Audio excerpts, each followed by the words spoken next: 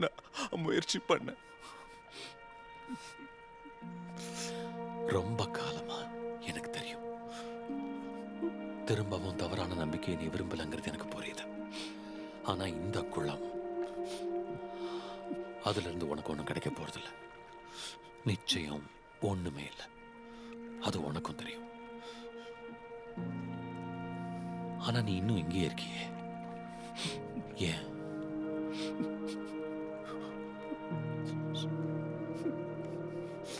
எனக்கு தெரியல. உனக்கு இந்த குளம் தேவையில்லை. உனக்கு தேவை நான் மட்டும்தான்.